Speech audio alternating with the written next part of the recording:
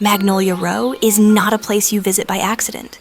It's a stretch of old Southern homes, wrapped in ivy and old money, where every porch swing tells a story, and every glance hides a warning. The women here know how to make a feast from a little and a secret from a lot. They move through Sundays in pastel gloves and whispered prayers, but underneath those Sunday bests, they carry the weight of what they'll never admit. No one speaks plainly about the things that unsettle Magnolia Row. They're folded neatly into stained linens and buried beneath blossoms. The kind of secrets that don't die with time. They only sharpen. That summer was different. It's the summer the Granger house caught fire. And as it burned, so did the nasty little secrets Mr. Granger had buried. Or so he thought. The Granger family, they were the very picture of perfection. Grand white pillars reaching toward the sky, lawns trimmed sharp enough to cut, and Sundays filled with polished silver and whispered prayers. To the outside world, they were Magnolia Row's golden family, untouchable, unshakable, wrapped in finery and old money.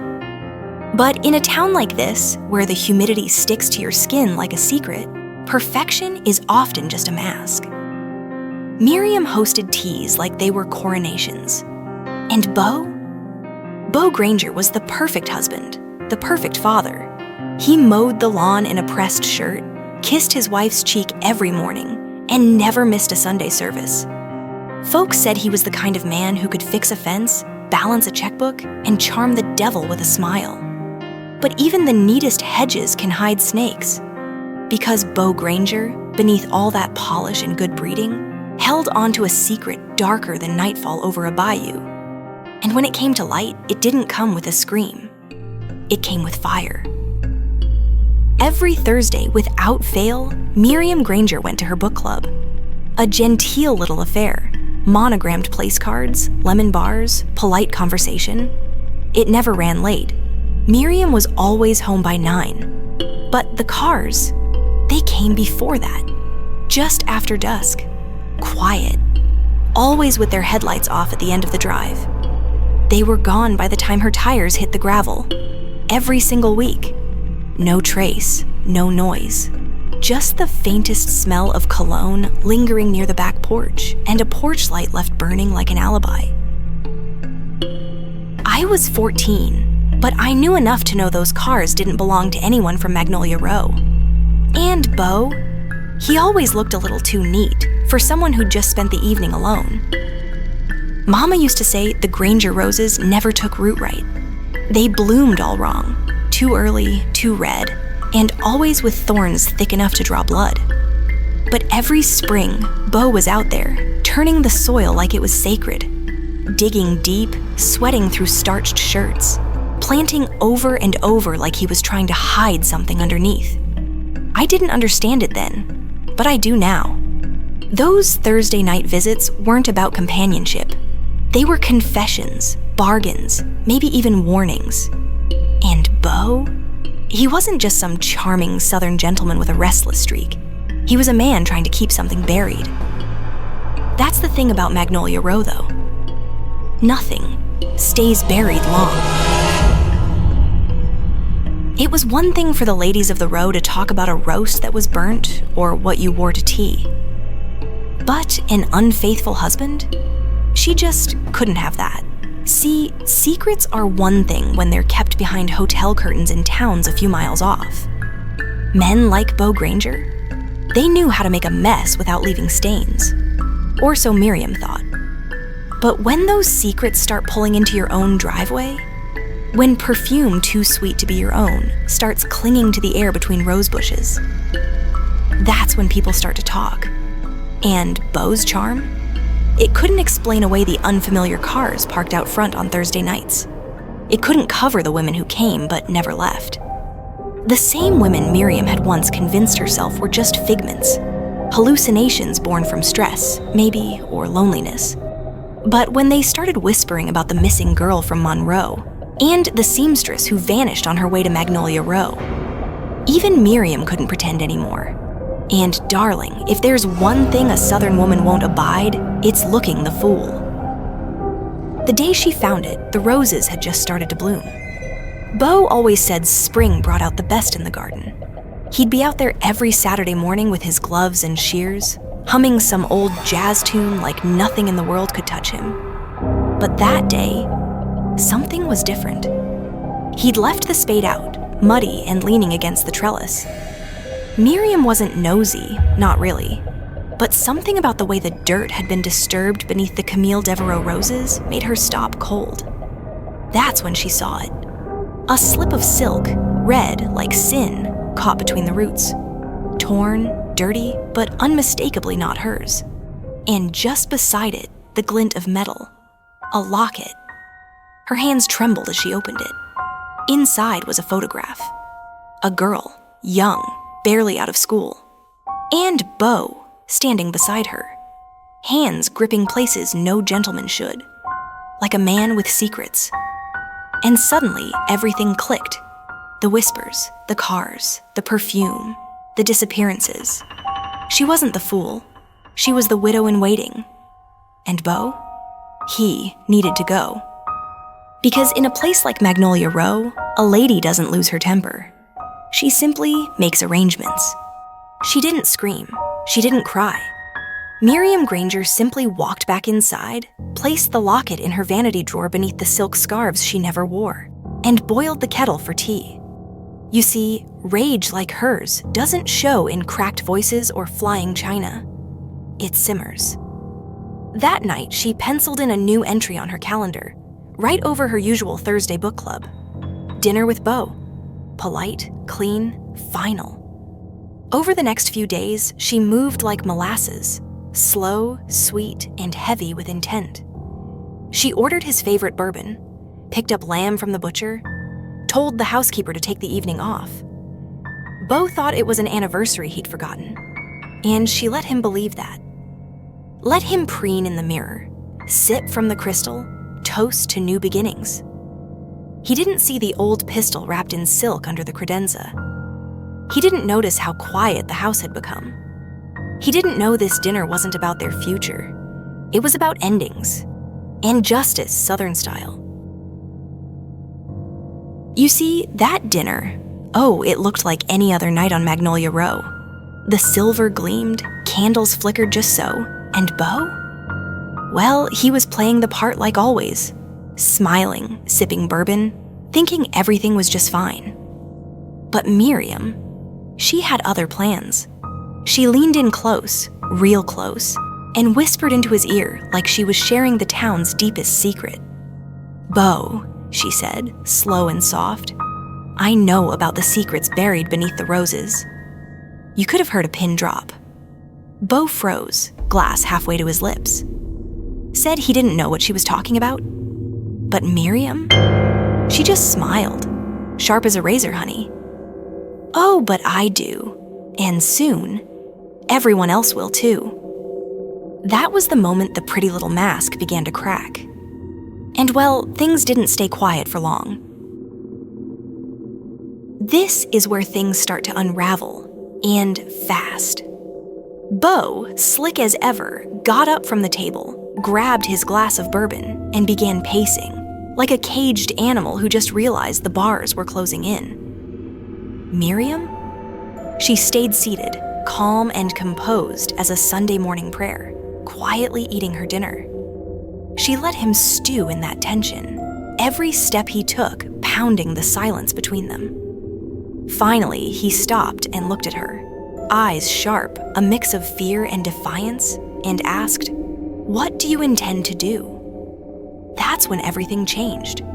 Without a word, Miriam rose, glided across the room with the grace of a magnolia bloom in full frost, and reached for the pistol hidden in the credenza. She pointed it at Beau and pulled the trigger.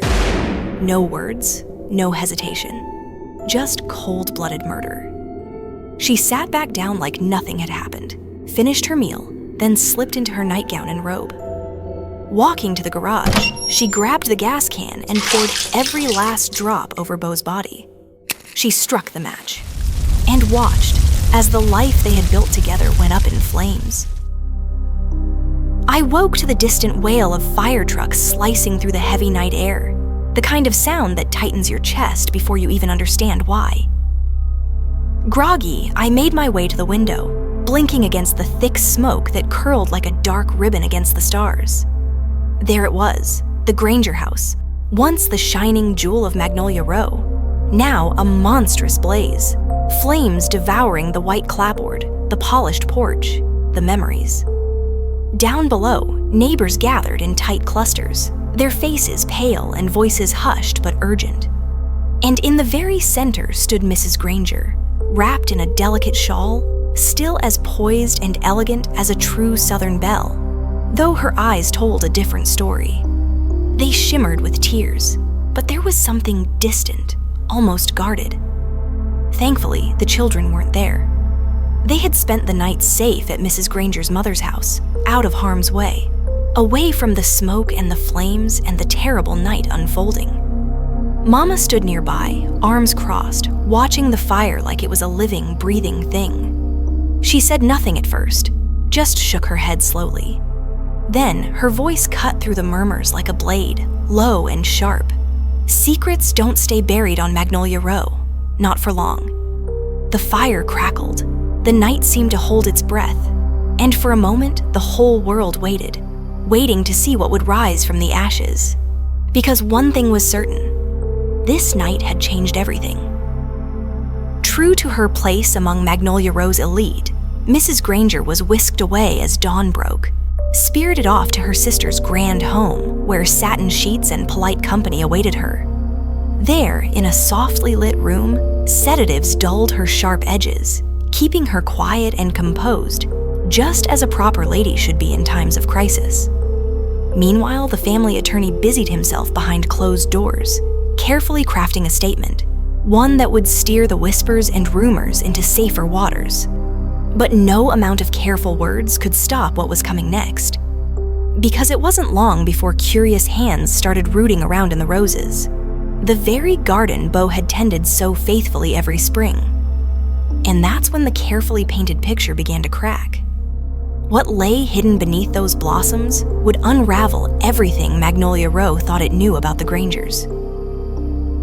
The police arrived early, their boots sinking slightly into the beautifully manicured lawn that masked the darker truths beneath. Slowly, methodically, they began to dig, uprooting decades of secrets hidden just beneath the surface. And then the bodies started to pile up. Missing women, lovers scorned, silent witnesses to a web of lies none had dared to unravel until now. They had questions for Mrs. Granger, but even she didn't know the full extent of the horror lurking beneath her roses. She denied any knowledge, her voice steady, her grief convincing. After all, who would suspect the grieving widow who had just lost everything? Especially a woman from one of Magnolia Row's oldest, most respected families? She was untouchable, or so she thought. Gardens filled with corpses, intentional fires. The evidence was mounting, and things were looking grim for Miriam Granger. Just when she was preparing to smooth over the scandal with practiced ease, the police caught their break. An elderly neighbor, a grand dame of Magnolia Row herself, had been quietly watching from her dimly lit parlor, collecting whispers and secrets through cracked windows and half-open doors for years. Mrs. Belle LaRue, sharp as a tack and twice as unforgiving, had a story to tell. And it was one that would change everything. Mrs. Belle LaRue saw plenty, but the things she saw and spoke about were not always the same. She saw the shadows, the strange late-night visitors pulling up quietly, whispered phone calls behind closed doors, and women slipping in and out like ghosts, leaving nothing but rumors in their wake.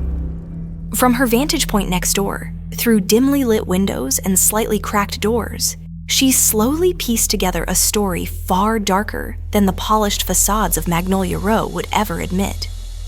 She told the police about Beau Granger's double life, a man who wore charm like a mask but hid secrets, only not good enough. Then, on the night of the fire, Belle saw something that changed everything. Miriam Granger, The delicate, polished debutante everyone admired calmly drew a pistol from the credenza, raised it without hesitation, and fired. Just one shot. Then, as if nothing had happened, she settled back into her chair and continued her dinner. The officers were stunned. Miriam Granger, the grieving widow, the Southern belle, was no longer just a victim of circumstance. She was a killer. And now the police wanted to hear her side of the story.